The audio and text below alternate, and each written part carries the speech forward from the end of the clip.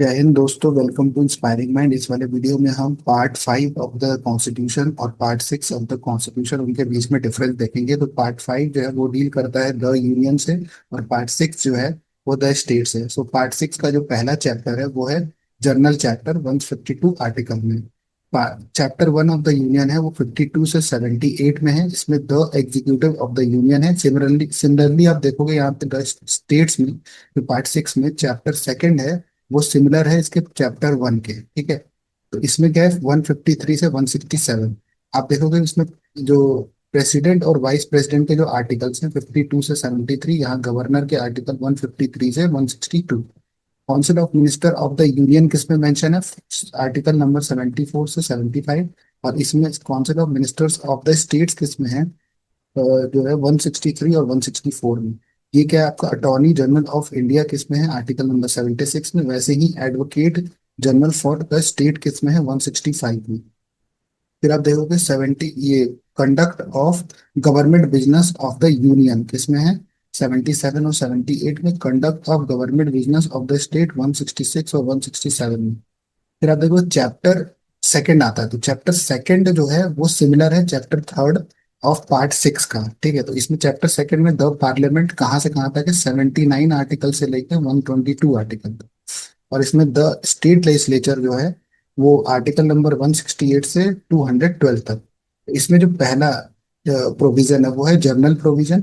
इसमें भी general provision देखोगे तो इसमें जनरल प्रोविजन 79 टू 88 है, इसमें 168 टू 177। अच्छा, ऑफिसर्स ऑफ द पार्लियामेंट जो है वो किस में मेंशन है, 89 टू 98। वैसे ही officers of the state legislature जो है 178 से 187 में। फिर आप देखोगे ये ये आपका है conduct of business of the house. अगर आप देखोगे parliament, conduct of business of the parliament 99 और 100 में है मेंशन। और इसमें conduct of business of state legislature जो है 188 और 189 में मेंशन है। फिर आप देखोगे ये disqualification of the members of the parliament 101 से 104 तक मेंशन है। और disqualification of the members of the state legislature 190 से 193 में मेंशन है। नेक्स्ट अगर आप देखोगे ये पीपीआई होता है, पावर प्रिविलेजेस और immunities of the parliament and their its member. ठीक है, तो ये किसमें मेंशन है, 105 से लेके 106 में। वैसे ही आप state legislature and its member देखोगे तो 194 से 195 में मेंशन है। Legislative procedure of in parliament अगर देखोगे तो ये मेंशन है 107 से 111 के बीच में। और अगर ये इसमें देखेंगे पार्ट 6 में तो 196 से 201 के बीच में।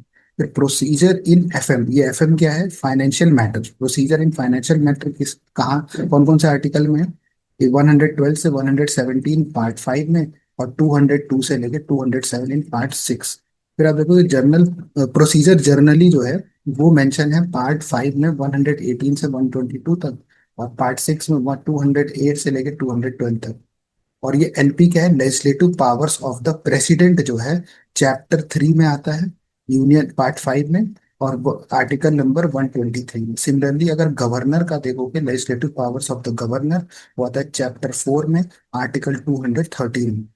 अब देखेंगे चैप्टर 4 ऑफ द पार्ट 5 में द यूनियन जुडिशरी आता है, इसका आर्टिकल 124 से 147 तक है। सिमिलरली अगर आप देखोगे स्टेट लेवल पे जो जुडिशरी होती है हमारी, वो क्या कौन कौन सी होती है, एक तो हाई कोर्ट होता है और सब ऑर्डिनेट कोर्ट होता है। तो हाई कोर्ट जो मेंशन है चैप्टर 5 ऑफ द पार्ट 6 में 214 से 213। और वैसे ही सब ऑर्डिनेट कोर्ट्स हैं 233 से 237 चैप्टर 6 ऑफ द पार्ट 6। ठीक है, अब पार्ट 5 में ये एक एक्स्ट्रा है। ठीक है, यहाँ तक तो सही है, कंपैरिजन है, लेकिन इसका कोई मतलब controller and auditor general of India होता है, controller and auditor general of कोई स्टेट नहीं होता है। ठीक है, यहाँ पे नहीं है कुछ ऐसा प्रोविजन। तो अगर आप देखोगे controller and auditor general of India जो है चैप्टर 5 में है, पार्ट 5 के, तो 148 से 151 है। तो 148 आर्टिकल कौन सा है, 140 controller and auditor general of India है। 149 का duties and the powers of the controller and auditor general. ठीक है, कंट्रोलर एंड ऑडिटर जनरल की ड्यूटीज एंड पावर है। फिर आप नेक्स्ट देखोगे, नेक्स्ट आर्टिकल है 150 forms of accounts of the union and the state, और 151 है audit powers of the CAG. CAG मतलब कंट्रोलर एंड ऑडिटर जनरल। तो इसमें मैंने ये कंपैरिजन करके ही आपको पढ़ना है तभी याद होगा। ठीक है, तो ये मैं ग्रुप में चैनल पे पीडीएफ शेयर कर दूंगा। ठीक है, और ऐसी और वीडियोस में लाता रहूंगा ताकि आपको चीजें आसानी से याद रहे। Thank you.